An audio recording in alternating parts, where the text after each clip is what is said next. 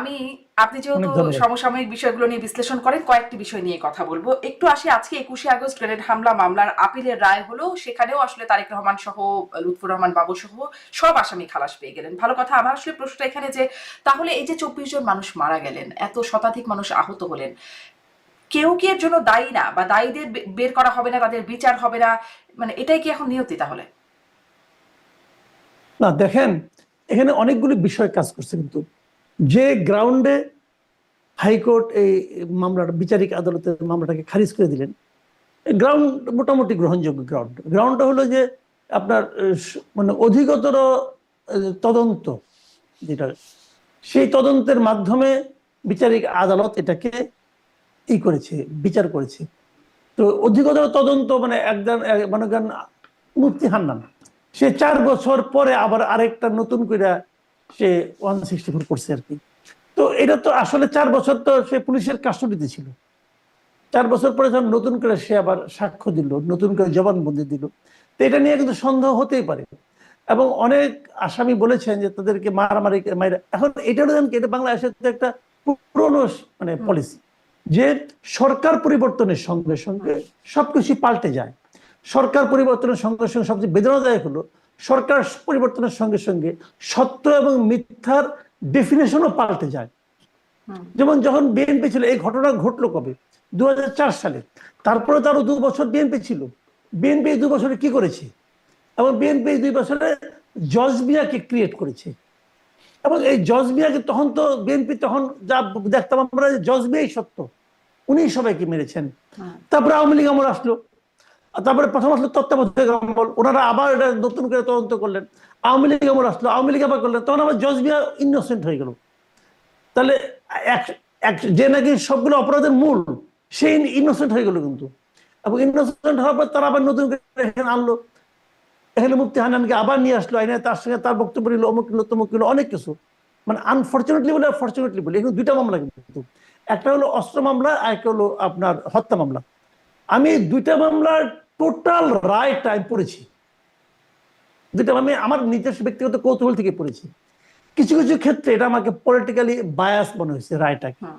যেমন আপনাকে একটা এক্সাম্পল দিয়ে বলি, যাবজ্জীবন কারাদণ্ডপ্রাপ্ত তারেক রহমান, তার ভূমিকাটা কি আমার কাছে ক্লিয়ার না, ওই রায় পড়লে আপনার কাছে ক্লিয়ার হবে না। যাবজ্জীবন কারাদণ্ডপ্রাপ্ত একজন ছিল শাহ মুফাজ্জল হোসেন কায়কোবাদ, এমপি। ওনার কি ভূমিকা? পুরা রায়ের মধ্যে ওনার নাম মাত্র একবার আসছে, একবার। কি কারণে আসছে? যে উনি নাকি মুফতি হান্নানকে তার হাওয়া ভবনে নিয়ে গেছিলেন, এই হলো ওনার অপরাধ। পুরা ইয়ের মধ্যে মুফতি হান্নানকে উনি হাওয়া ভবনে নিয়ে গিয়েছিলেন। ষড়যন্ত্রের মধ্যে ওনার নাম কোথাও নাই। আমি কিন্তু পুরাটা পড়ছি ভাই, আমি আবার দায়িত্ব নিয়ে বলতেছি। হুম। যেমন হানিফ পরিবহনের মালিক হানিফ সাহেব, ওনার অপরাধটা কি? কোন পুরা রায়ের মধ্যে কোথাও পাবেন না, পুরা তদন্তের মধ্যে কোথাও পাবেন না আপনি। একটা বলা হয়েছে যে অপরাধী যারা হবে, যারা এগুলো অপরাধগুলো করবে, তাদেরকে হানি পরিবহনের মাধ্যমে উনি মানে পাঠাই দিবেন, এই ছিল তাদের আলোচনা। এখন এই কারণে ওনার যাবজ্জীবন হয়ে গেছে। কিন্তু আমি 3জনের কথা বললাম, 3জনের যাবজ্জীবন হয়ে গেছে। তো এটা আসলে মানে মনে হয়েছে আমার কাছে পলিটিক্যালি বায়াস, আর সবাই বিএনপি, এটা আমার মনে হয়েছে। কিন্তু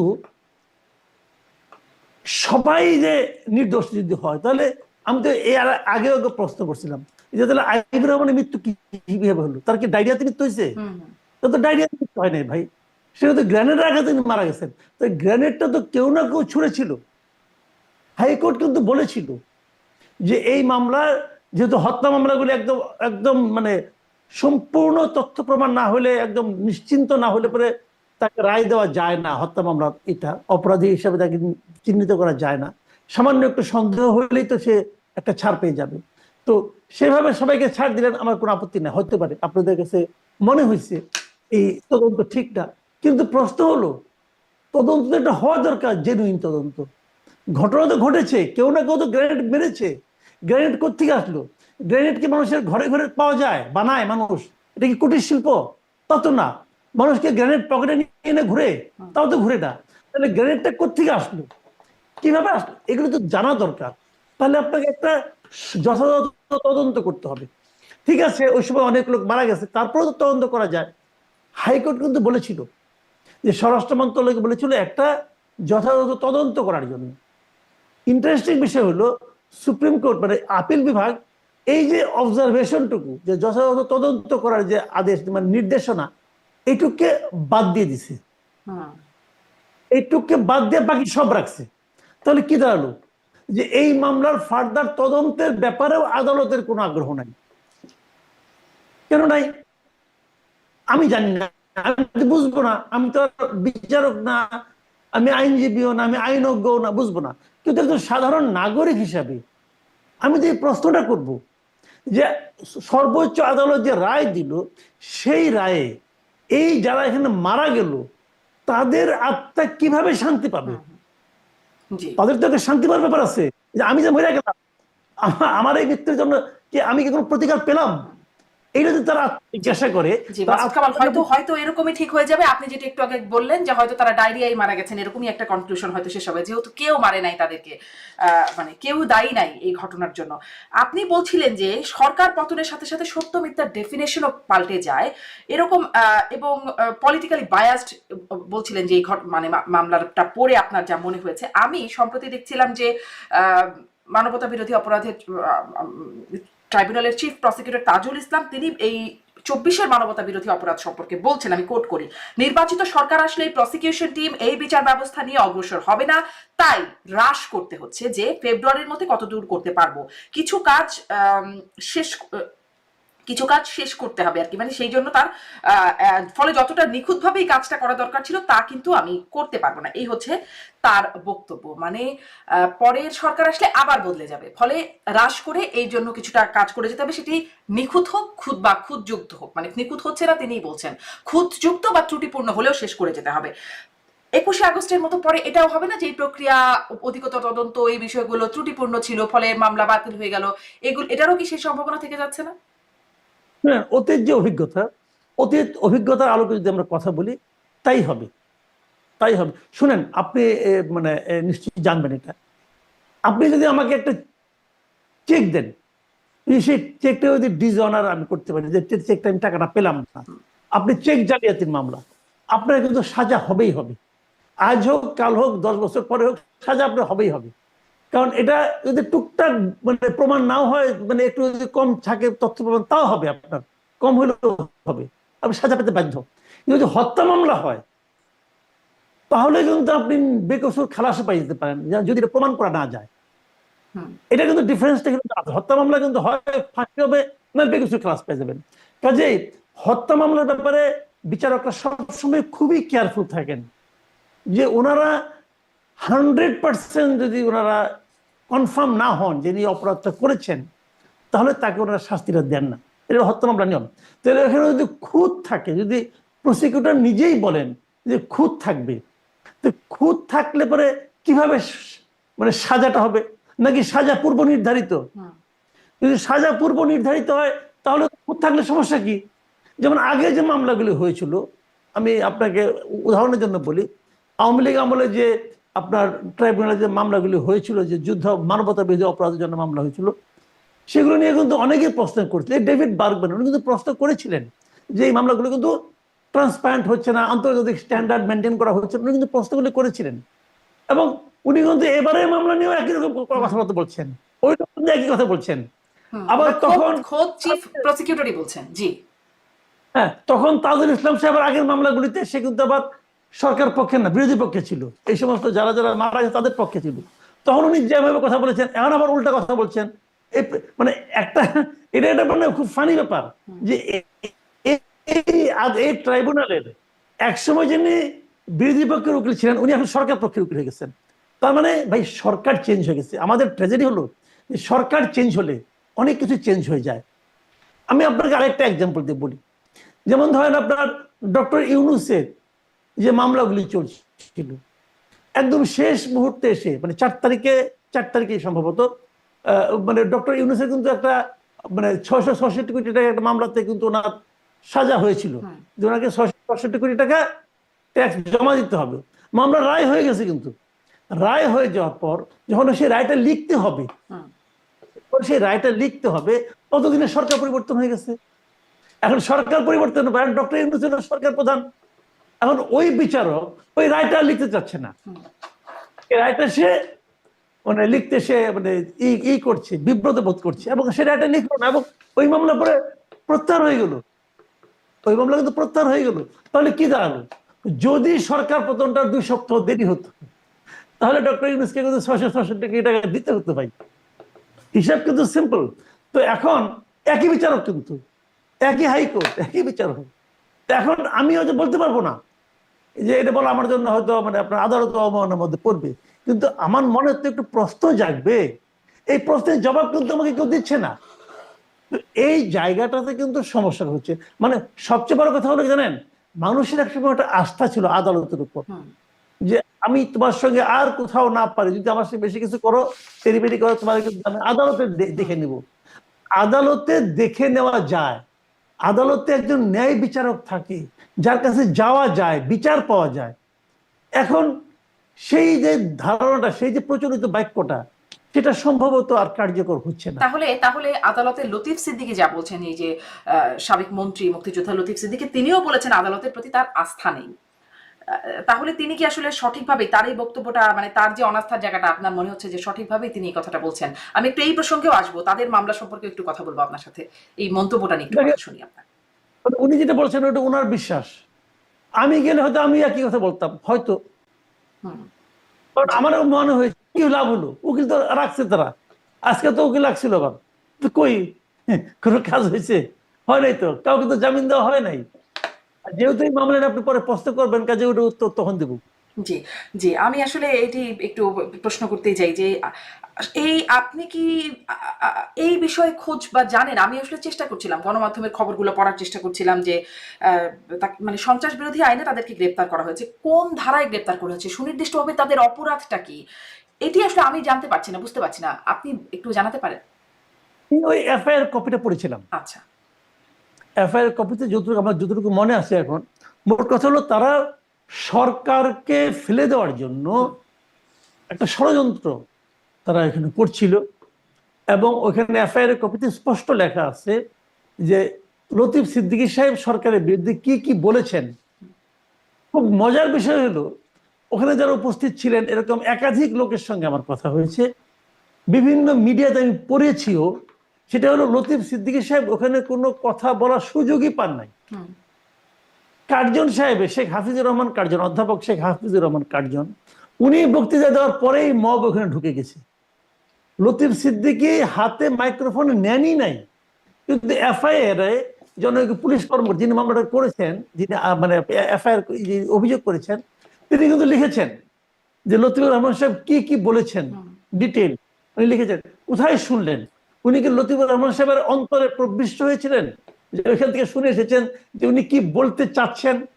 তো এগুলি ভাই, আরেকটা কথা আপনাকে বলেন, জীবনে কখনো শুনেছেন, পৃথিবীর কেউ কখনো শুনেছে যে একটা ওপেন স্পেসে, একটা রাউন্ড টেবিল বৈঠকে সরকার বিরোধী ষড়যন্ত্র হয়?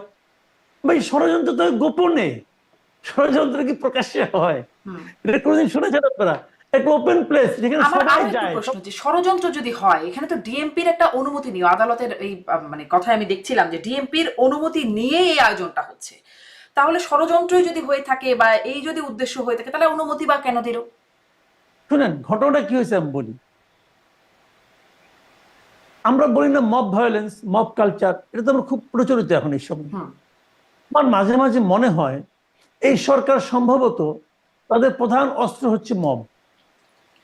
কোনো কিছু হলেই তারা মবকে সামনে এনে হাজির করে, বলে যে একটা চাপ ছিল, যেটা নাকি সরকারের যিনি প্রেস সেক্রেটারি উনি বলেছেন কিন্তু স্পষ্ট, এটা কিন্তু মব বলতে রাজি না, এটা হলো প্রেশার গ্রুপ। তো ওনাদের সেই প্রেশার গ্রুপ ওখানে গিয়েছিল, যে তারা এটার বিরুদ্ধে তারা হইচই করেছে, কথা বলেছে, এবং তারা পুলিশ ডেকে এনেছে। এবং পুলিশ যেহেতু সরকারের প্রেশার গ্রুপেরা, অতএব পুলিশ সরকারি পুলিশ, তারা প্রেশার গ্রুপের কাজটা যা চেয়েছে তাই করেছে। উচিত ছিল কি, আপনার কমন সেন্স কি বলে, আপনি ভিডিওগুলো দেখেন তারা কি ভঙ্গিতে মানুষকে গালাগালি করছে।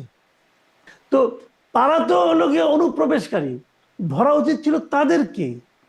কিন্তু যারা নাকি তাদের অনুপ্রবেশের মাধ্যমে যারা নাকি মবের শিকার হলো, আপনি তাদেরকে ধরে নিয়ে গেলেন। তারা যদি ষড়যন্ত্রকারী হয়, তারা যদি আসলেই যদি সন্ত্রাস বিরোধী মানে সন্ত্রাসী কর্মকাণ্ডের পরিকল্পনা করতে থাকতো, তাহলে আপনি তখনই মামলা করতেন। 12 ঘন্টায় থানায় বসে রাখছেন, আর আপনি নেওয়ার সময় বলে নিচ্ছেন আপনাদের নিরাপত্তার জন্য নিয়ে যাচ্ছি আমরা, এবং 12 ঘন্টা বসায় রেখে তারপরে মামলা করছে। তার মানে কি, মামলাটা কিন্তু উপরের থেকে বলা হয়েছে যে মামলাটা করা হোক। তার মানে এই মামলার সঙ্গে ডক্টর ইউনূস সরকারের সরাসরি ভূমিকা আছে। ডক্টর ইউনূস সরকার চেয়েছেন বলেই এই মামলাটা হয়েছে। এখন সরকারের কে চেয়েছেন আমি বলতে পারবো না, কিন্তু যেই চান দায় দায়িত্ব ডক্টর ইউনূস সরকারের উপরে পড়বে। এবং আরো ছোট করে দেখলে এই দায় দায়িত্ব পুরোটাই ডক্টর ইউনূসকে বহন করতে হবে। উনি শান্তিতে নোবেল পেয়েছেন না, উনি শান্তিতে নোবেল পেয়েছেন। ওনার এই শান্তির যে সফেদ পাঞ্জাবি, সফেদ জামা, এখানে এই দাগটা পরবর্তী সময় জল করবে, ওনার মৃত্যুর পরেও জল করবে। জল করে লাভটা কি হবে, আমি এটাও একটু জিজ্ঞাসা করি। জল না হয় সবারটাই জল করছে, কিন্তু এই যারা গ্রেপ্তার হয়ে আদালতে আছেন, জামিন তো পাচ্ছেন না, রিমান্ডেও নাকি নেওয়া হবে তাদেরকে। তাদের দেখলাম আমি মঞ্জুর আলম পান্না সাংবাদিক, তার হাতে হাত করা কার্জন, হাফিজুর রহমান কার্জন আমাদের শ্রদ্ধেয় শিক্ষক, তিনি বলছেন যে আমাদেরকে মেরে ফেলবে, সংবিধান হাতে নিয়ে বলছেন তিনি যে আমাদেরকে মানে মুক্তিযুদ্ধের সংবিধান আমরা রক্ষা করবো, এরকম কথা তারা বলছেন। আর যাচ্ছেন না, লতিফ সিদ্দিকী তো বলছেন আস্থা নাই, তিনি খুব একটা কথাও বলেন না। মানে জল করছে, তার দায়, ডক্টর ইউনূসের দায় তার উপর গিয়ে পড়বে। কিন্তু এনাদের ভবিষ্যৎ কি হবে? আগে যেসব সাংবাদিকটা গেছেন, অনেকেই আছেন আসলে মিথ্যা মামলায়, কিন্তু বিশেষ করে আমি সাংবাদিকদের কথা বলবো, অনেক তারা নিরপরাধ না, কিন্তু তাদেরকে হত্যা মামলায় তারা এখন জেলখানায় আছেন।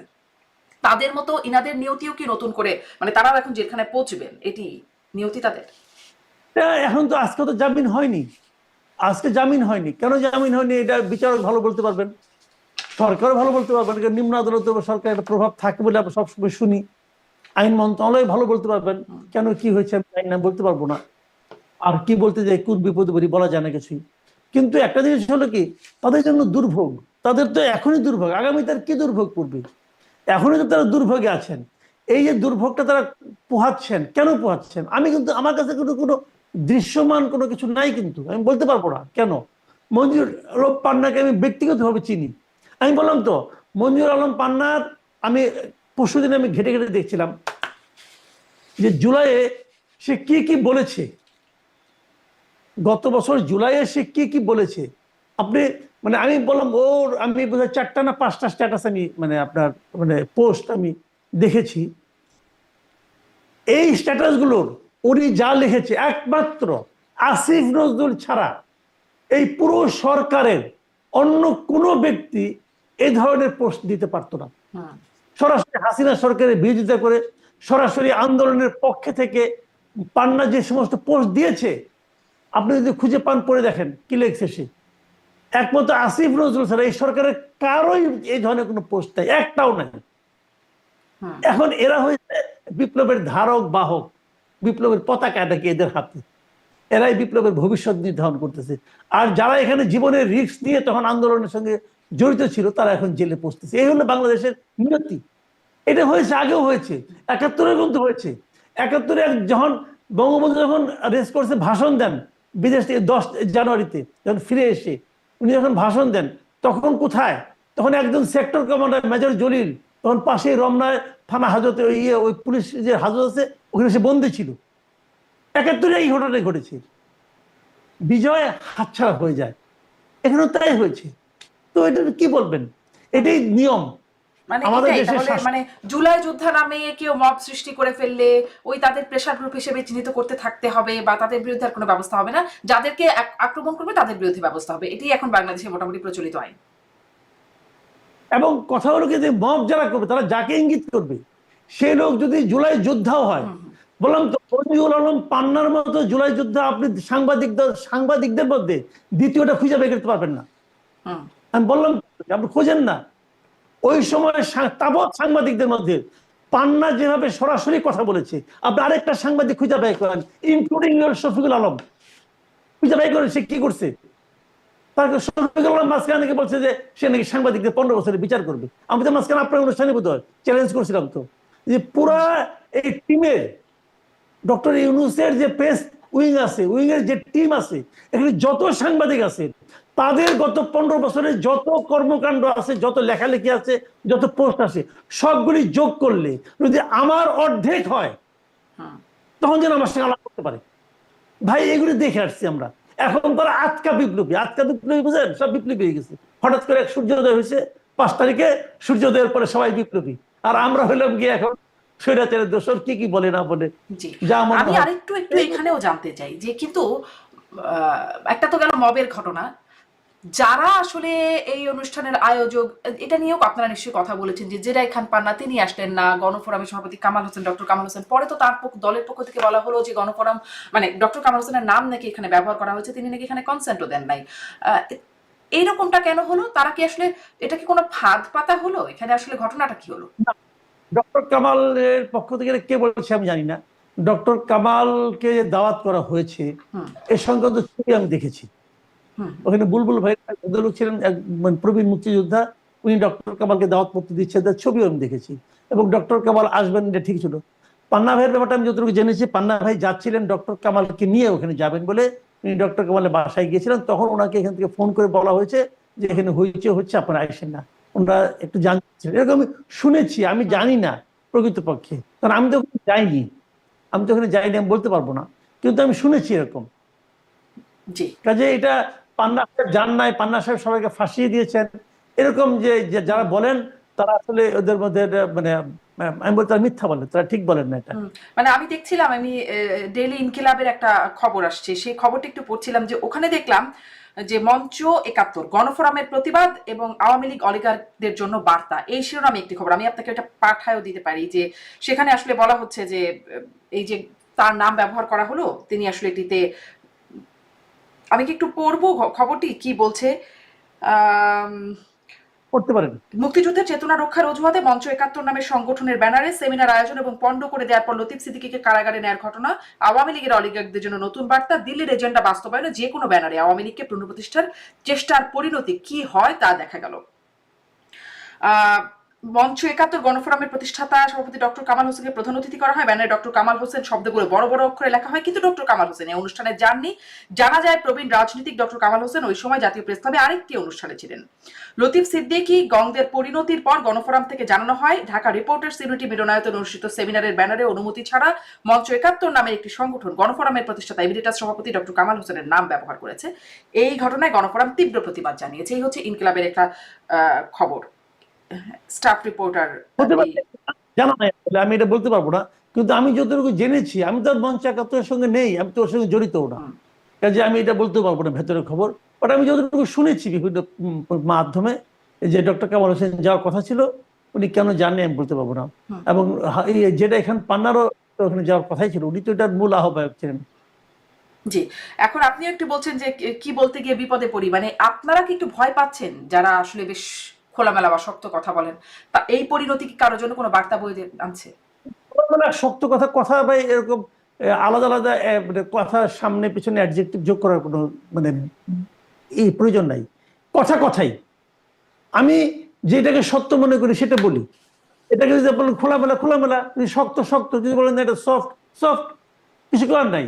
কারণ আমি যেটাকে মনে করি যে সত্য, আমি ওটাই বলি ভাই। তো আমি এখন শুনেন, এই ঘটনার পর ফেসবুকে সামহাও আমি জানি না কিভাবে মঞ্চ ৭১-এর সঙ্গে আরো যারা জড়িত এরকম একটা তালিকা বোধহয় প্রকাশিত হয়েছিল, এবং সেই তালিকার মধ্যে বেশ অনেকজন নাম ছিল, আমি দেখি নাই, আমাকে একজন বলেছে আর কি। এবং সেই তালিকায় বোধহয় আমার নামও ছিল, এবং দিয়ে আমার সঙ্গে আবার আমার ওই নামের পাশে আবার আমার ফোন নাম্বার দেওয়া হয়েছিল। ফোন নাম্বার দেওয়াতে অনেকে আমাকে ফোন টোন করেছে, করে গালাগালি করেছে। যারা গালাগালি করে, তো এটা আমি মানে আমার কাছে আমি এনজয় করি, এক ধরনের এনজয় করি। এই কারণে সে তো গালাগালি করছে, গালাগালি তো আমি করলাম না, সে করলো। এখন সে করার জন্য তার মুখে রয়ে গেল, তো তারা আবার কোনো কিছু গায়ে লাগলো না। তো যার যা রুচি অনুযায়ী সে করতেই পারে। পরে একসময় তারা টায়ার্ড হয়ে গেছে, এখন আর গালাগালি টালাগালি করে না। কিন্তু গালাগালি করার কারণে আমার গালাগালি দেখে ভয় পাবো, ভাই এটা ঠিক না। আপনি কথা বলতে চান, আপনি ভয় পাবেন কেন? দেখেন, পৃথিবীতে একমাত্র প্রাণী মানুষ যে কথা বলতে পারে, একমাত্র প্রাণী, আর কোনো প্রাণী কথা বলতে পারে না। তো কথাই তো বলবো রে ভাই, যা বুঝি সেটা বলবো। এখানে ভয় পাওয়া না পাওয়ার কি আছে? আপনি আমার কি করবেন না, মারবেন, এইটা করবেন, আর কি করবেন? তো আপনি না মারলে আমি মরবো না, আপনি না মারলেও তো আমি মরবো, তো অসুবিধাটা কি আছে? আপনি আমার ঠ্যাং ভেঙে দিবেন। এই যে জেলখানায় আছেন সাংবাদিকরা, মঞ্জুর আলম পান্না, আপনি বলছিলেন যে ব্যক্তিগত করতেছিলাম, আমার ওয়াইফ আমাকে ভয় দেখাচ্ছিল যে এই তুমি তো এই মানে লো কমোডে এই করতে পারো না, হাই কমোড তো পাবা না। তাই বললাম ঠিক আছে, এখন থেকে ট্রাই করি, প্র্যাকটিস করি। তাহলে কি তুমি কি যাওয়ার কথা প্ল্যান করতেছো? আমি প্ল্যান করতেছি না, বাট জীবনে যে কোনো কিছু হতে পারে। কারণ আগে জানতাম কি, অন্যায় করলে আপনাকে জেলে যেতে হবে, অন্যায় করলে আপনাকে সাজা পেতে হবে। এখন জানছি আপনি অন্যায় না করলেও সাজা পেতে পারেন। তো আমি দৃঢ় চিত্তে আমি কি বলতে পারি যে আমি অন্যায় করি না। তেমন অন্যায় না করি না বললে আপনি সাজা পাবেন না, এটা তো গ্যারান্টেড না। হতেই পারে জি এই দেশে বহু লোক পাচ্ছে সাজা, আমি পাইলাম, সমস্যাটা কি? এটা নিয়ে আমি অতটা বদার না। জি আহ, সাধুবাদ আপনাকে। একটু আসি বিচার বিভাগ নিয়ে কথা বলা শুরু করছি, যেহেতু আরেকটু বিচার বিভাগের প্রসঙ্গে আরেকটু বলি যে নুরুর উপর যে হামলা হলো সেখানে জুডিশিয়াল তদন্ত কমিটি করা হয়েছে, একজন বিচারপতিকে মানে একজন বিচারপতি আছেন এই কমিটির নেতৃত্বে বা দায়িত্বে। 15 দিনের মধ্যে তদন্ত কমিটি কাজ শেষ করবে। এখানে আসলে কতটুকু ভরসা পান? কারণ সেনাবাহিনীকে আমরা দেখেছি যে এই নুরুকে বেদম প্রহারে একদম ভিডিওতে আসছে সেই বিষয়টি যে সেনাবাহিনী এই প্রহারটা করছে, এবং আইএসপিআর এর বিবৃতিও আপনি দেখেছেন, আমিও দেখেছি যে সেখানে তারা আসলে এই কাজের প্রেক্ষিতে একটা সাফাই একরকম দিচ্ছেন বলে আমার মনে হয়েছে, যে তারা আসলে সরকারের জিরো টলারেন্স নীতি অনুসরণ করেই তাদের এই কর্মকাণ্ড, এরকমই একটা ব্যাখ্যা আছে আইএসপিআর এ। তাহলে তাদের আসলে এই তদন্ত কমিটিতে কি হবে? তদন্ত কমিটি আসলে এর আগে অনেক হয়, তারপরে কিছু হয় না, ভরসা পান কিনা এই তদন্ত কমিটির উপরে? না, তদন্ত কমিটি হচ্ছে হোক, আমি আগেই যদি বলি ভরসা পাই না, তাহলে তো এটা আবার অবিশ্বাস করা, এত দূর যাবো না আমি। তবে আপনি যেটা দেখেছেন ওটা আমিও দেখেছি। আমি বিভিন্ন অ্যাঙ্গেল থেকে বিভিন্ন ভিডিও দেখেছি, এবং সেই ভিডিওতে একটা মেরুন রঙের শার্ট পরা একজন লোক ছাড়া আর কোনো সিভিলিয়ানকে আমি দেখি নাই মারতে। উনিও মানে পুলিশের কনস্টেবল, সেটা পরে দেখা গেছে। পরে জানা গেছে উনি পুলিশের কনস্টেবল। তাহলে কোনো সিভিলিয়ান তো এখানে নাই। এখানে এখন সিভিলিয়ান নাই বলে কি যারা নাকি উর্দি পড়া লোক, তারা যদি অন্যায় করে তার কি বিচার হতে পারে না? হতে পারে। এখন হয়তো এই ইনকোয়ারি কমিটি হয়তো উর্দি পড়া লোকদেরকেই খুঁজে বের করবেন কে কে ছিল না ছিল। এটা ভালো। তো আমি তো ইনকোয়ারি, যে কোনো ইনকোয়ারিকে আমি সাপোর্ট করি। বাংলাদেশে ইনকোয়ারিকে আপনি যেমন 21 আগস্ট গ্র্যান্ড হামলা, ওইখানে তো একটা বিএনপি গভর্নমেন্ট ইনকোয়ারি করছে, আবার আপনার 111 গভর্নমেন্ট ইনকোয়ারি করছে, আবার আওয়ামী লীগ গভর্নমেন্ট ইনকোয়ারি করছে। সব ইনকোয়ারিতে এক একটা এক এক রকম কথা বলে। এখন এই গভর্নমেন্ট ইনকোয়ারি করতেছে, করুক, দেখি কি হয়। মানে আমাদের কেন আমি তদন্ত কমিটির কথা বলছি, নিশ্চয় আমরা এই বিষয়ে অনেক আলোচনা করেছি। তারপরে তদন্ত কমিটির প্রসঙ্গে আবার একটু আনি যে আব্দুল হামিদ যখন বিদেশে চলে গেলেন চিকিৎসার জন্য, তখন স্বরাষ্ট্র উপদেষ্টা বলেছিলেন যে এই ঘটনায় দায়ী বা যারা সম্পৃক্ত আছে সহায়তাকারীদের যদি বের করতে না পারা হয় তিনি পদত্যাগ করবেন। সাথে সাথে একটা তদন্ত কমিটিও কিন্তু গঠিত হয়েছিল, এবং সেটি উপদেষ্টাদের নিয়ে গঠিত হয়েছিল। আপনিও এই বিষয়ে আমরা কথাও বলেছি। তারপরে সেখানে আর কিছু হয় নাই, কিন্তু তদন্ত কমিটি হয়েছে, তারপর কিন্তু সেটি একরকম হারিয়ে গেছে, কিছু হয় নাই। তো মানে কি হয়েছে? যাদেরকে তখন প্রত্যাহার করা হয়েছিল, যেমন কিশোরগঞ্জের এসপি কে প্রত্যাহার করা হয়েছিল, পরে কিশোরগঞ্জ এসপি কে আবার রিস্টেট করা হয়েছে, আবার আগে জায়গায় ফেরত দেওয়া হয়েছে। সবই করা হয়েছে, খালি স্বরাষ্ট্র উপদেষ্টা পদত্যাগ করতে চেয়েছিলেন, উনি এটা ভুলে গেছেন। এবং এই ভুলাটা অস্বাভাবিক কিছু না, ওনার ভুলার মতো বয়স হয়েছে ভাই। বেশি বয়স হলে, আমি এখন বয়স হয়েছে, আমি মাঝে মাঝে অনেক কিছু ভুলে যাই। আর যে ভুলায় লাভ আছে, লাভজনক বিস্মৃতি খারাপ না। এটাও একটা আলোচনায় আসে যে এই ঘটনায়ও পদত্যাগ, স্বরাষ্ট্র উপদেষ্টার পদত্যাগ, মানে নুরুর উপর যে হামলা হলো, গণ অধিকার পরিষদ তারা পদত্যাগ দাবি করছেন। এনসিপিও এর আগে পদত্যাগ দাবি করেছে। মানে স্বরাষ্ট্র উপদেষ্টার পদত্যাগ প্রায়ই দাবি হয়, বা তিনি এরকম অনেক কাজ করে ভুলে যাচ্ছেন, বা তিনি জানছেনও না যে এরকম ঘটনা ঘটছে। অনেক এমন ঘটনা ঘটছে, যেমন এর আগে যখন জাতীয় পার্টির অফিসে প্রথমবার হামলা হলো, তিনি জানেনও না, বললেন যে আমি এটা শুনি নাই, অথচ বেশ খানিক ঘটনা ঘটে গেছে, পুলিশ গেছে, সেনাবাহিনী গেছে, কিন্তু তিনি আসলে জানেনও না সেই ঘটনাটা। এই যে এরকম তিনি কাজ করে চলেছেন, একের পর এক ঘটনা ঘটে চলেছে, আসলে তার পেছনে জোরটা কি? এর মধ্যে তো অনেক রদবদল হলো পদে, স্বরাষ্ট্র উপদেষ্টার পদেও রদবদল হলো। জি, একটাই মাত্র রদবদল হয়েছিল, যেটা নাকি সবচেয়ে খারাপ রদবদল হয়েছিল। এবং ওই রদবদলের মাধ্যমে ডক্টর ইউনূস প্রমাণ করেছেন যে উনি আসলে একটা স্মার্ট গভর্নমেন্ট চান না। এটা আমার কাছে, আমার এটা বিশ্লেষণ। শুরুতেই উনি যে রদবদলটা করেছেন, খুব একটা ভুল রদবদল উনি করেছেন। কেন করেছেন? উনি স্মার্টনেস দেখে, যোগ্যতা দেখে রদবদল করেন নাই। উনি যোগ্যতা দেখে লোকগুলিকে হায়ারও করেন নাই। সবই করেছিলেন ওনার মানে কমন সেন্স দিয়ে, অথবা ব্যক্তিগত পছন্দ অপছন্দ দিয়ে, এগুলো দিয়ে করেছেন। দেশটাকে উনি উনার মতো করে চালানোর চেষ্টা করছেন, এবং যার ফলে কাজের কাজ কিছু হয় নাই। এবং এই সরকারের যারা উপদেষ্টা আছেন তাদের মধ্যে কোনো ধরনের জবাবদিহিতা নাই, কোনো ধরনের জবাবদিহিতা নেই, কারো মধ্যেই নাই। যদি জবাবদিহিতা থাকতো রে ভাই, যদি জবাবদিহিতা থাকতো, তা আসিফ মাহমুদ সজীব ভুঁইয়ার মন্ত্রিত্বের মধ্যে 4 বার যাইতো, জাস্ট 4 বার যেত। কোনো জবাব দিতে নাই, কারো কিছু হয় না। এবং এই জাহাঙ্গীর আলম চৌধুরী সাহেবেরও কয়েকবার মানে আপনার তাদের উপদেষ্টা পদ থেকে তাকে সরাই দেওয়া হতো, কিন্তু কোনো জবাবদিহিতা তো নাই। হুম। চলছে চলছে। ইউনূস সাহেবেরও বয়স হয়েছে, হয়তো উনিও ভুলে যান, হয়তো রাগ করেন, একটু পর রাগ ভুলে যান। আমি জানি না কিভাবে চলছে দেশ, আল্লাহ চালাইতেছে আর কি। আল্লাহ চালাচ্ছে এরকম। আচ্ছা, যাই হোক, ওই আল্লাহ চালাচ্ছে সেই বিষয়ে না, যে স্বরাষ্ট্র উপদেষ্টাও একবার এরকম একটা কথা বলেছিলেন। আমি একটু আসি যে মানে যেটি নিয়ে শুরু হলো, আপনি এটা নিয়ে বেশ কয়েকটা কন্টেন্টও বানিয়েছেন, আমি দেখেওছি সেই বিষয়গুলো। তারপরে একটু সামারি করে জিজ্ঞাসা করি যে জাতীয় পার্টি তাকে নিষিদ্ধ করা নিয়েই তো এত মানে গণ অধিকার পরিষদের এত তৎপরতা, এবং তাকে ঘিরেই পরবর্তীতে একেবারে ঘটনা। যেই জাতীয় পার্টিকে তাকে মানে জাতীয় পার্টিকে যার স্বৈরাচারের দোষর হিসাবে আখ্যায়িত করা হচ্ছে, সেই সেই সরকার প্রধান, স্বৈরাচার সরকার প্রধান শেখ হাসিনা, তিনি বলেছিলেন জাতীয় পার্টিকে জিন্দা লাশ। জাহাঙ্গীর কবির নানকের সাথে একটা ফোন আলাপে, আপনি শুনেছেন কিনা জানি না, সেখানে জিন্দা লাশ হিসাবে আখ্যায়িত করছেন জাতীয় পার্টিকে। সেই মানে তিনি যেখানে জিন্দা লাশ হিসেবে আখ্যায়িত করছেন, সেই সময় যখন তাদের এমপিরা আছে সংসদে, বা তাদের একটা একটা মানে এক ধরনের একটা ক্ষমতা হয়তো আছে জাতীয় পার্টির, এখন যখন জাতীয় পার্টি চাপে আছে, তখন সেই জিন্দা লাশকে নিয়ে এত টানাটানি, মানে তাদেরকে নিষিদ্ধ করার জন্য এত টানাটানি কেন?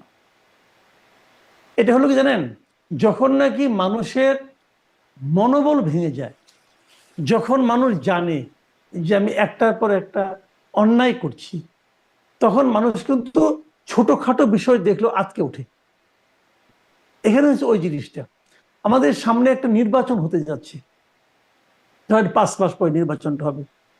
এই নির্বাচনে এই দেশের প্রধান দুইটা, যত কিছু বলেন ভাই, দেশের রাজনৈতিক দল হলো দুইটা এখনো, আওয়ামী লীগ আর বিএনপি, প্রধান দুইটা রাজনৈতিক দল। আর দ্বিতীয় স্তরের রাজনৈতিক দল হলো জাতীয় পার্টি এবং জামাত ইসলাম। এটা সেই 90 সাল থেকেই এই বাস্তবতা আমরা দেখছি। তো সেই বাস্তবতার মাথার দুইটা রাজনৈতিক দলের মধ্যে একটা রাজনৈতিক দল নাই। তো এই যে নাই দল, নাই দলের মাথার লোকগুলি খারাপ, করাপ, চোর, ডাকাত সব আছে, সবগুলিকে আপনি জেলে যান, আমার কোনো আপত্তি নেই, কিন্তু আপনি দলটাকে ইলেকশনই করতে দিচ্ছেন না। না দিচ্ছেন কেন? এক ধরনের ভীতি কাজ করছে সবার মধ্যে, যে যদি কিছু হয়ে যায়। দেখেন, আমি একটা কথা আপনাকে বলি সরাসরি, দেখেন আপনি, গত বছরের অগাস্টে শেখ হাসিনা সরকারের পতন হয়েছে। যদি অগাস্টের 3 মাস পরে একটা ইলেকশন হইতো, আওয়ামী লীগের পক্ষে কয়টা আসন পাওয়া সম্ভব হইতো আমি জানি না। আমার মনে হয় না সারা দেশে আওয়ামী লীগের কোনো জনপ্রিয়তা তখন ছিল। আওয়ামী লীগের লোক যদি আওয়ামী লীগকে অপছন্দ করতো, দেখেন আওয়ামী লীগের শাসনামলে কিন্তু আওয়ামী লীগের প্রতি কিন্তু মানুষের যে খুব একটা ভালো, আওয়ামী লীগের লোকজন খুব ভালোবাসতো তা কিন্তু না। আমি আপনাকে একটা ছোট্ট এক্সাম্পল দিয়ে বলি। আজকে একটা খবর আমি পড়লাম, যশোরের একটা থানায়, সারসানা কোন একটা থানায় দেখলাম যে আপনার 15 বছরে এই সময়ে, আওয়ামী লীগের ওই সময়ে 167 জন নিহত হয়েছে। 167 জন নিহত হয়েছে, এবং তার মধ্যে অধিকাংশই রাজনৈতিক নেতৃবৃন্দ। ইন্টারেস্টিং হলো 167-র মধ্যে 77 জন হলো আওয়ামী লীগের নেতা কর্মী। মানে তারা আওয়ামী লীগের লোকজনের হাতে আওয়ামী লীগের লোকজন মারা গেছে। 77। বিএনপি ছিল মাত্র 35 জন। এটা আজকে পড়লাম, আজকের পত্রিকা, একটা পত্রিকাতে। তো তার মানে কি, আওয়ামী লীগের একটা বিরাট অংশ কিন্তু আওয়ামী লীগের শেখ হাসিনার শাসনের উপর বিরক্ত এবং অত্যাচারিত ছিল। তারাও কিন্তু এই সরকার, আওয়ামী লীগ সরকারকে পছন্দ করতো না। যদি 3 মাসের মধ্যে নির্বাচনটা হতো, তাহলে আওয়ামী লীগ সারা দেশে 10টা আসন পাইতো কিনা আমার সন্দেহ আছে। এটা রিয়েলিটি। কিন্তু যতই দিন গেছে, ডক্টর ইউনূসের যে কুশাসন, ডক্টর ইউনূস শাসন দেশ চালাতে পারে নাই। যতই দিন গেছে, ইউনূসের এক একটা আকাম কুকামের কারণে, অযোগ্যতার কারণে মানুষ এক পর্যায়ে টায়ার্ড হয়ে গেছে। অনেককে বলতে শোনা গেছে যে চুরি করুক, যাই করুক, তাও তো তারা কিছু কাজ করছে। তারা তো কোনো কাজও করতে পারছে না। আওয়ামী লীগ অনেক চুরি করছে, 5 টাকার কাজ 30 টাকা দিয়ে করছে, 25 টাকা চুরি করছে। মানুষ, আমি বলতে শুনছি, মানুষ বলছে যে কাজটা তো রয়ে গেছে, এই যে আপনার মেট্রো রেল চুরি করছে, এই টাকা দিয়ে 3টা মেট্রো রেল বানানো যেতে হতো, বা চুরি করছে, কিন্তু রেলটা তো রয়ে গেছে রে ভাই। তো এইভাবে কিন্তু মানুষ, এগুলো খুব কুযুক্তি, ভালো যুক্তি না, কিন্তু মানুষটা কিন্তু উচ্চারণ করছে এখন যে এরা কি করতেছে। এই যে মব বলতেছে, আগে মব ছিল, আগে ছিল, গুম ছিল, গুম হয়েছে, কোনো সন্দেহ নাই, অনেক গুম হয়েছে, ভয়ঙ্কর মানে অমানবিক কর্মকাণ্ড হয়েছে, অন্যায় হয়েছে। আপনি যদি তার বিপরীতে মবটা থামাইতে পারতেন, তাহলে কিন্তু মানুষ কম্পেয়ার করতো। যে না ঠিক আছে আমরা খুব শান্তিতে আছি। আপনি তো মব দিয়ে মানুষের মধ্যে আতঙ্ক তৈরি করছেন। তাহলে পার্থক্যটা কি হলো? আমি কিন্তু আওয়ামী লীগের সঙ্গে এই সরকারের কম্পেয়ার করছি না, কিন্তু আওয়ামী লীগের চেয়ে এই সরকার অনেক ভালো, আমার বিবেচনায় অনেক ভালো। আমি অনেক কথা আগে আমি আওয়ামী লীগ গভর্নমেন্টের সমালোচনা করতাম, কিন্তু শেখ হাসিনার সমালোচনা সরাসরি করতে পারতাম না, ঝামেলা হইতো। এখন কিন্তু আমি ডক্টর ইউনূসের সমালোচনা করি, যেটা ভালো না লাগে। কাজে সেই বিচারে কিন্তু আমি সরকারকে আওয়ামী লীগের চেয়ে খারাপ বলছি না, কিন্তু কিন্তু সমালোচনাটা ন্যায় কতটা বা কানে তোলে কতটা সরকার? সরকার কানে তুলে কতটুকু সে অনুযায়ী তারা কাজ করে, কাজ তো করছে না। দেখেন আমি আপনাকে আমি নিজে সাংবাদিক, আমি একটা প্রেস ক্লাবের উদাহরণ দিয়ে বলি। প্রেস ক্লাবের ইতিহাসে কখনো নির্বাচন বন্ধ হয় নাই। এই সরকার আসার পর যারা প্রেস ক্লাব দখল করছে তারা 1 বছর নির্বাচন করে নাই, জাস্ট নির্বাচন করে নাই। এই নির্বাচনকে তারা 1 বছর একটা এজিএম করে বাড়াই দিচ্ছে। প্রতিদিন প্রেস ক্লাব থেকে, আজকেও দেখলাম না কালকে দেখলাম যে 18 জন না কত নাকি 17 জনকে প্রেস ক্লাব থেকে বহিষ্কার করে দিচ্ছে। তাদের বহিষ্কার মানে তাদের সহসভা স্থগিত করছে। তো এরকম তো আগে দেখি না রে ভাই। আমি তো প্রেস ক্লাবের মেম্বার আজকে 30 বছর ধরে, আমি তো এরকম কখনো দেখি নাই। তো মানে এইগুলি কেন হচ্ছে? এই সরকার এমন হচ্ছে, প্রশ্রয় পাচ্ছে বলে হচ্ছে। কাজে এগুলি ভালো কিছুটা। আগের আমলে সাংবাদিকদের মধ্যে একটা বড় গ্রুপ ছিল যারা হাসিনা সরকারের তেল মারতো, এখন মারে না, এখনো মারে। এই যে পান্না গ্রেপ্তার হলো, একটা সাংবাদিক সংগঠনকে দেখছেন এটা কোনো প্রতিবাদ করতে? আমি তো দেখলাম না ভাই। পান্না তো একজন সাংবাদিক, দেখলাম না তো। কেন দেখলাম না? হয়তো তারাও মবের ভয় করে, আমার ধারণা যেটা, হয়তো তারাও মবের ভয় করে। জি, এটাই মঞ্জুর আলম পান্না বলছিলেন যে আমার হাত করা, আপনারা সাংবাদিকরা কার পক্ষে লিখবে, আসলে সাংবাদিকরা কার পক্ষে সেটাই একটা বড় বিবেচনা। আমি অবশ্য খুব কাউকে কিছু বলতে দেখছি না। আর একটা প্রসঙ্গে একটু আসি, এই নুরুল হক নূরের ঘটনার পরে প্রধান উপদেষ্টা রাজনৈতিক দলগুলোর সাথে বৈঠক করলেন, বিএনপি এনসিপি, মানে এই 3টি দলের সাথে বৈঠক, প্রধান 3টি দল হিসেবে যাদেরকে সরকার আখ্যায়িত করে, বিএনপি এনসিপি এবং জামাত। তারপরে একটা নোট দেখতে পেলাম, আমি একটা সূত্র থেকে জানতে পারলাম, আপনি জেনেছেন কিনা এই বিষয়ে সেটিও একটা প্রশ্ন, এবং তারপরে সেই যদি জানেন, সেই একটা স্পেশাল রিমার্ক, এই মিটিংয়ে একটা স্পেশাল রিমার্কের মধ্যে দেখছি যে বর্তমান আর্মি চিফ থাকলে ফেয়ার ইলেকশন সম্ভব না, তাকে রিপ্লেস করা না হলে প্রধান উপদেষ্টা দায়িত্ব কন্টিনিউ করবেন। এটা ইংরেজিতে আছে, আমি বাংলায় করে বলছি। মানে এরকম কিছু কি আসলে হয়েছে? আর এরকম কিছু হলে আসলে কে টিকবেন, মানে ডক্টর ইউনূস নাকি জেনারেল ওয়াকার? এটা এটা আসলে নোট আছে কিনা আমি জানি না। আমি কোনো মিডিয়াতে মানে আমি দেখিও নাই। যদি বিচ্ছিন্নভাবে কেউ বলে থাকে তার সত্যতা নিয়ে আমার সন্দেহ আছে। আর যেটা সত্যতা নিয়ে আমার নিজেরই সন্দেহ আছে, সেটাকে সত্য করে তো মন্তব্য করাটা আরো রিস্কি। কাজে সেই পথে আমি যাব না। মানে এই বিষয়টা তবে এই বিষয়টা নিয়ে খুব একটা আপনিও জানেন না, মানে আমিও জানি না যেটা ঠিক কিনা। এখন তো অনেক খবর আসে, একটি সোর্স থেকে আমি দেখছিলাম যে বেশ কিছু, যে কি ইনফরমেশন কি হয়েছে এখানে, কারা কারা পার্টিসিপেট করলো, অ্যাডভাইজাররা কারা ছিলেন, চিফ অ্যাডভাইজার কি মেসেজ দিলেন, সেখানে আসলে এই বিষয়গুলো, কোন দল কি বললো, এই বিষয়গুলো নিয়ে কি নোটের মতো করে আছে। আমি আপনাকে পাঠিয়েও দিব যদি আপনি দেখতে চান পরবর্তীতে।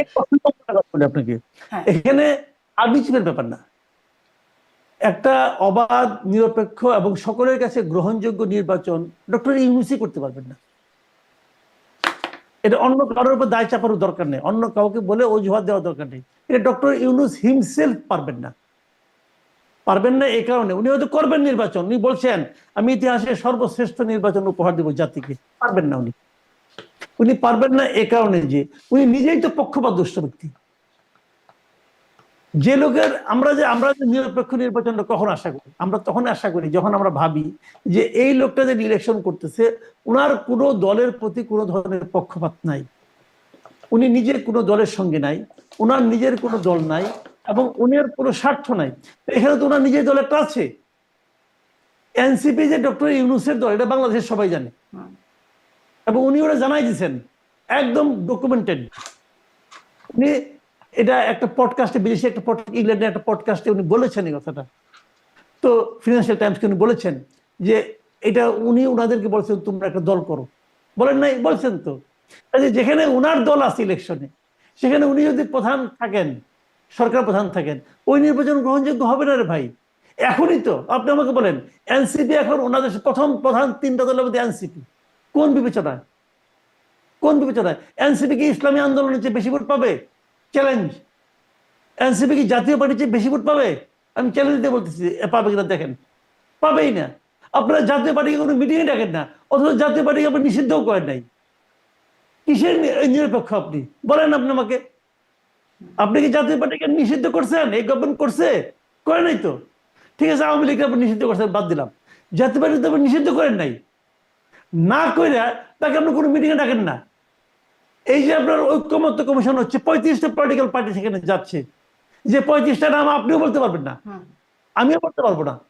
সেখানে জাতীয় পার্টিকে আপনি কখনোই ডাকেন না। কেউ ডাকেন না, বলেন কেউ ডাকেন না।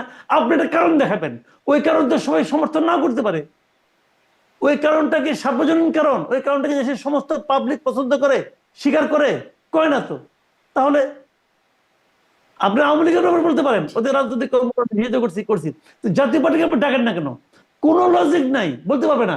ওনাদের মনে হয়েছে, ওনার বাচ্চারা বলছে যে এটা স্বৈরাচারের দোষ, ডাকা যাবে না, ডাকেন নাই। জি, মানে এই জবাব দিতে বা এই ব্যাখ্যাগুলো আসলে পাওয়ার কোনো সুযোগ নাই। আমি একটু সেনাপ্রধানের প্রসঙ্গে কথা বলছিলাম, মানে ডক্টর ইউনূস নাকি সেনাপ্রধান কে থাকবেন সামনে বা কে টিকবেন, এই একটা আলোচনা শুরু হলো। মাঝখানে আমরা সেনাপ্রধানের বেশ একটা নড়াচড়া দেখলাম সে প্রধান বিচারপতি, যেটিকে আসলে বলা হচ্ছে নজিরবিহীন একটা বৈঠক, কারণ এরকম বৈঠক দেখা যায় নাই অতীতে। সেখানে দেখলাম তারপরে প্রধান উপদেষ্টার সাথে বৈঠক, রাষ্ট্রপতির সাথে বৈঠক, একবারে মানে ঘন ঘন কয়েকটা বৈঠক হলো। এই নড়াচড়াটাকে আসলে কিভাবে দেখছে? সেনাপ্রধানের বিশেষ তৎপরতা কিছু মনে হয়? দেখেন, এটা স্বাভাবিক না।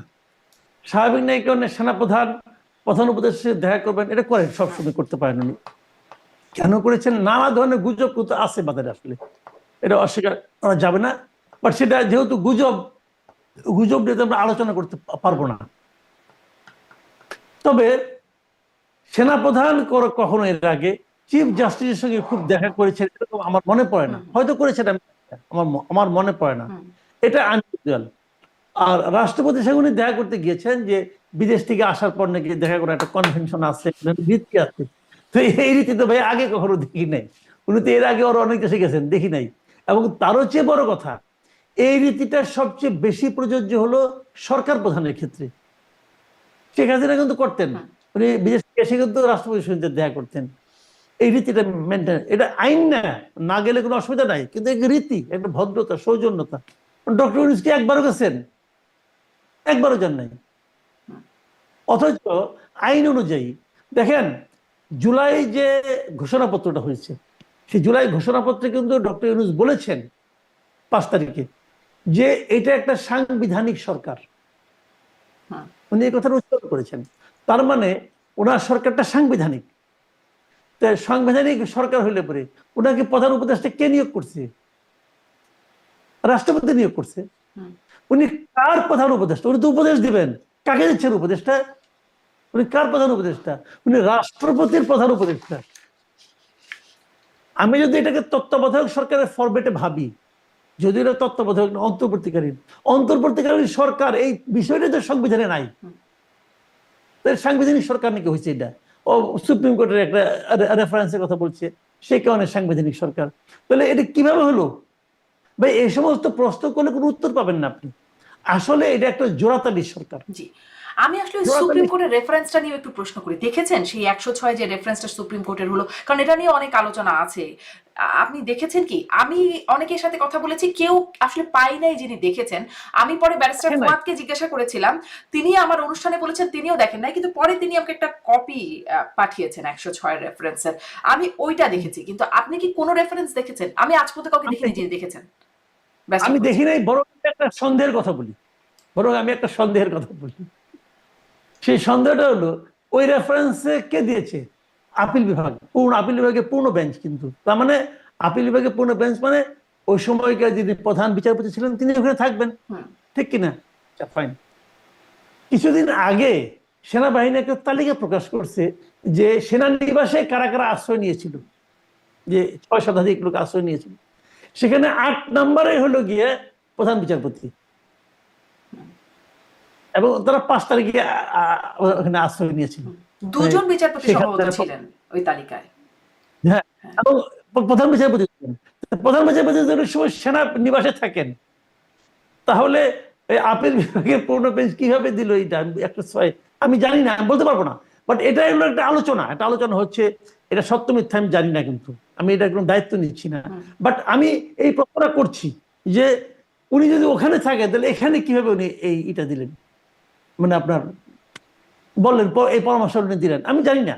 তবে যাই হোক, যেহেতু তারা বলেছে এবং ঘোষণাপত্রে যেহেতু আছে যেটা একটা সাংবিধানিক সরকার, তো তাদের সংবিধান মেনেই চলা উচিত। দেখেন, আমি একটা কথা বলি, অনেক কথাই এখন বলা হয় না, যার হাতে ক্ষমতা থাকে তাকে কেউ প্রশ্ন করতে চায় না, বাংলাদেশের যে প্র্যাকটিস। তবে অথচ প্রশ্নটাই করা উচিত, আমাদের করতে চায় না, যে কারণে সবাই চুপচাপ থাকে। হাসিনার আমলেও অনেক আকাম কুকাম করছেন, কেউ প্রশ্ন করে নাই।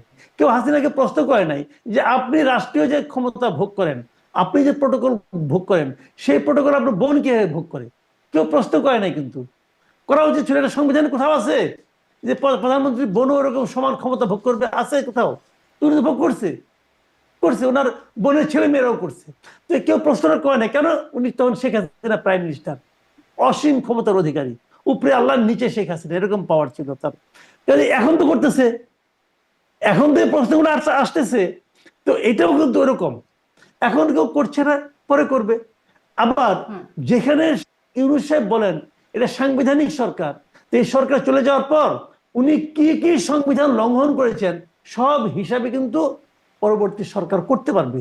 পরবর্তী সরকার না করলে কোনো নাগরিকও করতে পারবে যে উনি তো সাংবিধানিক সরকার বলার পরেও সংবিধানের এই বিষয়গুলো লঙ্ঘন করেছেন। তখন ওনাকে এই প্রশ্নগুলো জবাব দেওয়ার জন্য প্রস্তুত থাকতে হবে, যদি তিনি ততদিন জীবিত থাকেন। বয়স তো হয়ে গেছে। মানে ওই যে চোর পালানোর পরে বুদ্ধি বের হইতো লাভ নেই, আমাদের দেশে সবসময় চোর পালায় যায়, তারপরে তো ওইসব কি হয় পারে না। আমি আপনাকে বলি, আপনার বাসায় ডাকাত পড়লো, ডাকাতের হাতে অস্ত্র আছে, আপনি ডাকাতের সঙ্গে ভাসে যাবেন? আপনি বলবেন ভাই তুমি কাজটা ঠিক করতেছো না? বলবেন? আপনি বলবেন ভাই যা আছে নিয়ে যাও। কিন্তু ওই চলে যাওয়ার পরে আপনি মামলা করবেন না? করবেন তো? ওই চলে যাওয়ার পরে তারপরে মামলা আবার করবেন। যখন সেটা চলে যাবে, ওই যে সরকার বদলের সাথে সাথে বিচার ব্যবস্থা সবকিছু বদলে যাবে, ওই মামলা। জি, মানে চোর না আসলে ডাকাত করেছে বাসায়, এরকম একটা ব্যাপার কি? তাহলে আমি তাহলে ওই যে ওই ঘটনাটাতে আসি, সেনা প্রধানের যে আমি কিন্তু এই সরকারকে ডাকাতের সঙ্গে তুলনা করছি না, এটা আবার বলেন না। হ্যাঁ, না এটা না বললাম, আপনি আগের সরকারের কথাও বলেছেন, শুধু এই সরকারের কথাই বলছেন না, মানে সেটাই একটু আলোচনায় আনছি যে মানে আপনিও বলছিলেন যে এরকম ঘটনা দেখেন নাই প্রধান বিচারপতির সাথে সেনা প্রধানের বৈঠক, তাহলে কেন হলো? এটা নিয়ে যে গুজব গুঞ্জন অনেক কিছু আছে, মানে আমরা তো পরিষ্কার হলাম না, তাহলে তো এইগুলো তো ছড়াতেই থাকবে, কেন হলো বলেন তো? আমি তো এখন গুজব নিয়ে কথা বলা যায় না, গুজব আমি বলবো ভিত্তিটা কি। তবে যে সমস্ত আলোচনা হচ্ছে, আলোচনাগুলো আমি বলতে পারি যে কি হচ্ছে আলোচনা। যেমন আমি একটা আলোচনা শুনেছি এরকম যে, যেমন ধরেন আমরা কিন্তু গুম নিয়ে খুব আলোচনা করছি, তাই না? যে আওয়ামী লীগ অনেকগুলো গুম হয়েছে। এই যে গুমগুলি কে করেছে? শেখ হাসিনার অর্ডারে গুম হয়েছে। তো শেখ হাসিনাকে সবাই বাড়িতে বাড়িতে যে সবাইকে ধরে নিয়ে আসছে? কাউকে না কাউকে দেশে আনায় অর্ডার করছে। একজন জেনারেল হয়তো বলছে, অথবা ব্রিগেডিয়ার হয়তো বলছে ধরে নিয়ে আসো। সেখানে মেজর ছিল, ক্যাপ্টেন ছিল, নানা রকম র্যাঙ্কের লোক ছিল না? আচ্ছা, তারা কি অপরাধী? খেয়াল করেন। আবার ধরেন পুলিশের যে লোকগুলি গুলি করছে, তারা কি অপরাধী? সে যদি বলে আমাকে আমার ঊর্ধ্বতন কর্মকর্তা অথবা ওসি অথবা এসি তারা আমাকে অর্ডার করছে ফায়ার করো, আমি ফায়ার না করে কি করবো? আমি করছি। আর আপনি ওসিকে ধরলেন, তুমি কেন তাকে বললো ফায়ার করতে? সে বলে আমার এসপি সাহেব বলছে আমাকে এই দেখা মতো ফায়ার করবা, নাহলে আমার চাকরি থাকবে না, আমি করছি। আপনি এসপিকে জিজ্ঞেস করলেন, এসপি বলবে ডিআইজির কথা, ডিআইজিকে জিজ্ঞেস করবেন, সে বলবে আইজির কথা, আইজিকে জিজ্ঞেস করবেন, সে তখন রাজসাক্ষী হয়ে গেছে, সে বলতেছে যে স্বরাষ্ট্রমন্ত্রীর কথা, স্বরাষ্ট্রমন্ত্রীকে জিজ্ঞেস করলে বলবে প্রধানমন্ত্রীর কথা। বলবে তো। তাহলে মামলার আসামি কে কে হবে?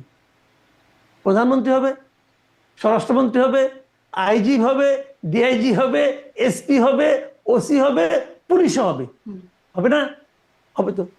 গুম যখন হয়েছে আসামি কে হবে? হাসিনা হবে। হাসিনা যাদেরকে বলেছে, যদি ডিজিএফআই হয় ডিজিএফআই চিফ হবে, ডিজিএফ এর অধস্তন যারা আছে তারাও হবে, যারা এর সঙ্গে জড়িত ছিল তারাও হবে, এরকম সিরিয়ালি অনেকেই হবে। বিচারটা তাদের কোথায় হবে? তাদের বিচারের এই ট্রাইব্যুনালে হওয়া উচিত। ট্রাইব্যুনালে বিচারে এখন পর্যন্ত কারোর নাম দেখছেন? হুম, হুম, শুরু হয়েছে? হয় নাই। গুজব আছে, গুজব আছে যে তাদের বিচার যাতে ট্রাইব্যুনালে না হয়ে সেনা আইনে হয়, সেই জিনিসটা বলার জন্য হয়তো বা সেনাপ্রধান ওনাদের সঙ্গে আলাপ করছেন, হতেও পারে। এটা কিন্তু আমি কনফার্ম আমি জানি না, বাট এটা আলোচনা, এই গুজবটা কিন্তু হচ্ছে বাজারে। যখন যদি ওনারা ক্লিয়ার করতেন, যদি সেনাপ্রধান ক্লিয়ার করতেন, আইএসপি ক্লিয়ার করতো যে কেন উনি প্রধান বিচারপতির কাছে গিয়েছিলেন, হুম, যদি ক্লিয়ার করতো তাহলে কিন্তু এটা ক্লিয়ার হয়ে যেত। যখন আপনি ক্লিয়ার না করবেন, অস্পষ্ট রাখবেন, চুপ থাকবেন, তখন কিন্তু এই ধরনের গুজব ডালপালা বেলতেই থাকবে। হুম, এটাই দুনিয়ার নিয়ম, জি, যে যখন অস্পষ্টতা সেখানে সন্দেহ, জি, যেখানে সন্দেহ, সন্দেহ খুব দ্রুত বেগে ডালপালা গজায়। জি। এবং সেই গুজব নিশ্চয়ই ক্ষতিকারক, যার কারণে অনেক সত্য ঘটনাকেও গুজব বলে উড়িয়ে দেওয়া যায়। যেমন আসিফ নজরুল বললেন, আইন উপদেষ্টা, তিনি বললেন এই সেনাপ্রধানের সাথে প্রধান বিচারপতির বৈঠক সম্পর্কে তিনি জানেন না এবং এটা নাকি গুজব। জি। মানে কি কি বলবেন এখন বলেন? এখন উনি জানেন না, হুম, অথবা জেনেও না বলেছেন, কোনটা আমি জানি না। হুম, যদি জেনে না বলেন তাহলে তো মিথ্যা বলছেন। আর যদি আসলেই না জানেন, নাও জানতে পারেন, ওনার সব জানতে হবে তা তো না। ওনার মানে চিফ জাস্টিস কোথায় যাবে, অমুক জাস্টিস কোথায় যাবে, সব তো উনি জানবেন না। তবে এটা তো একটা বড় ঘটনা, হুম, এটা ওনার জানাটা স্বাভাবিক। তবে পৃথিবীতে অস্বাভাবিক ঘটনাও তো ঘটে, হতেও পারে। হয়তো আমি বেনিফিট অফ ডাউট দিচ্ছি, হতেও পারে। হুম। আচ্ছা, আর একটা জিনিস, সেনা প্রধান নাকি আবার প্রধান উপদেষ্টাকে গিয়ে বলে আসছেন গুজবে কান দেবেন না, প্রেস সচিব আবার পরবর্তীতে এটি বলেছেন। মানে এটিও কি আপনি বুঝতে পারেন যে দেখেন, সেনা প্রধান কেন এটা মানে জানি প্রধান? না, জি, আমি জানি না কি কারণে বলবেন, কেন বলতে পারেন, ওনার মনের কথা আমি বলতে পারবো না। তো যদি উনি বলেও থাকেন, দেখেন, সেনা প্রধানের সঙ্গে প্রধান উপদেষ্টা মিটিং হয়েছে, অনেক কথাই তো হয়েছে, অনেক কথাই তো হয়েছে। কিন্তু যখন এটাকে প্রেস রিলিজ হিসেবে যখন আপনি মিডিয়াতে পাঠাবেন, যারা পাঠাবেন তাদের কেয়ারফুল হওয়া উচিত যে কোন কোন শব্দটা ব্যবহার করলে তার আফটার ইফেক্ট কি হতে পারে। হুম, আমার মনে হয় এই নিউজের, এই প্রেস রিলিজের ক্ষেত্রে তারা সেভাবে সেটা চিন্তা করেন নাই। অথবা উল্টোটা এমনও হতে পারে তারা এটা ইন্টেনশনালি করেছেন, মানুষের মধ্যে গুজব, কি গুজব, কি গুজব, এই আলোচনাটা ছড়িয়ে দেওয়ার জন্য হয়তো ইন্টেনশনালি করেছেন। তা না হলে এই কথাটা সেনা প্রধান উপদেষ্টাকে কি কি বলেছেন, এগুলো, এই শব্দটা ব্যবহার করা, করে প্রেস রিলিজ দেওয়া, আমি মনে করি এটা খুব পেশাদার কোনো কাজ হয় নাই। হুম। আর এটাও একটা প্রশ্ন যে সেনা প্রধান কেন এই কথা বলবেন, মানে যেখানে প্রধান উপদেষ্টার যাবতীয় তথ্য, গোয়েন্দা তথ্য আসবার সুযোগ আছে, তিনি কেন গুজবে কান দেবেন? আর এই পরামর্শ সেনা প্রধানের কেন প্রধান উপদেষ্টাকে দিতে হবে? আমিও আসলে বিষয়টি স্পষ্ট হই নাই, এই জন্যই ভাবলাম আপনার কাছ থেকে একটু জানি। শেষ প্রশ্ন করি যে আহ, নির্বাচন নিয়ে যে অনিশ্চয়তা আছে সেটির ব্যাপারে সরকার বারবার বলছে না, কোনোভাবেই না, নির্বাচন ফেব্রুয়ারিতেই হবে। কিন্তু নানান রকম অনিশ্চয়তার কথা আছে, যে যারা আসলে নানান রকম শর্ত জুড়ে দিচ্ছেন তারা নির্বাচন চান, কিন্তু তার আগে অনেক যদি তবে আছে।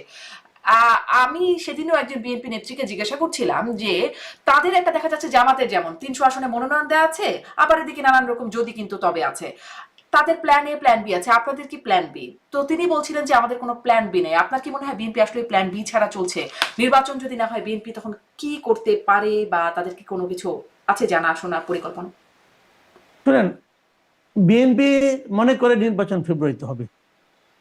বিএনপি মোটামুটি কনফার্ম যে নির্বাচন ফেব্রুয়ারিতে হবে, এবং আমিও ব্যক্তিগতভাবে মনে করি নির্বাচন ফেব্রুয়ারিতে হবে। এটা মনে করি। মনে করি এই কারণে যে প্রধান উপদেষ্টা তার জাতির উদ্দেশ্যে ভাষণে ফেব্রুয়ারির কথা বলেছেন। এই প্রথমবার উনি সুনির্দিষ্টভাবে বলেছেন, এবং বলার পরের দিনই উনি নির্বাচন কমিশনকে চিঠি দিয়েছেন। নির্বাচন কমিশন রোডম্যাপ ঘোষণা করেছে। মানে নির্বাচন ফেব্রুয়ারিতে ঘোষণা আসার পর থেকে যা যা হওয়া দরকার তাই তাই হচ্ছে। এর মধ্যে পলিটিক্যাল পার্টিগুলো নানা ধরনের অজুহাত, নানা ধরনের দাবি দেওয়া তুলতেই পারে। এগুলো তাদের যার যার নির্বাচনী স্ট্র্যাটেজি, তারা হয়তো এইগুলো নিয়ে মাঠে নামবে, জনগণের কাছে যাবে। কিন্তু নির্বাচন হবে না এমন কোনো কথা এখন পর্যন্ত কেউ বলে নাই। বলেছেন তো, অনেকে নাসিরুদ্দিন পাটোয়ারি বলেছেন ফেব্রুয়ারিতে নির্বাচন হবে না। পাটোয়ারি বলেছেন যে নাহিদ ফেব্রুয়ারিতে বলেছেন নির্বাচন, নির্বাচন হবে বলে মনে হয় না। উনি বলেছেন মনে হয় না। কিন্তু আমার কাছে মনে হয়েছে জিনিসটা, এই দুটো দলই তো আসলে, এই দুজনই তো একই দলের, এবং যে দলের এখন নিবন্ধন হয়নি আর কি। কাজে এটাকে কতটা গুরুত্ব দেওয়া যাবে আমি বলতে পারবো না। কিন্তু আমি যেটা মনে করি নির্বাচন ফেব্রুয়ারিতে হবে। জামাত পিআর টিআর চাচ্ছে, কিন্তু জামাত কখনো বলে নাই যে পিআর না হলে আমি নির্বাচনে যাব না, এই কথা বলে নাই। জামাত নির্বাচনের দল, আর যদি এনসিপি নির্বাচনে নাও যেতে পারে, এনসিপি নির্বাচনে না গেলে নির্বাচনে কিছু যায় আসে না, কারণ এনসিপি গেলেও যে খুব একটা প্রভাব এনসিপি ফেলতে পারবে এই নির্বাচনে, এটা আমার কাছে মনে হয় না। এটা এনসিপি নিজেও আশা করে কিনা আমি জানি না। কিন্তু ডক্টর ইউনূসের দল আপনি বলছিলেন। হ্যাঁ হয়েছে, হতেই পারে। ডক্টর ইউনূসের দল তো আগেও একটা করছিল, ওটা কি হয়েছে? 1 মাস মানে 3 মাস না যেতে গোত্তা খাইছে, ওটা কি হয়েছে? উনি কি একদম পলিটিশিয়ান হিসেবে খুব বিরাট নাকি ডক্টর ইউনূসের? আর যদি বুঝেন কিনা এটা তো আমার সন্দেহ আছে। জি জি, অনেক ধন্যবাদ মাসুদ কামাল। শুনছি আমরা জুলাই সনদের ভিত্তিতেই হবে নির্বাচন, কিন্তু জুলাই সনদ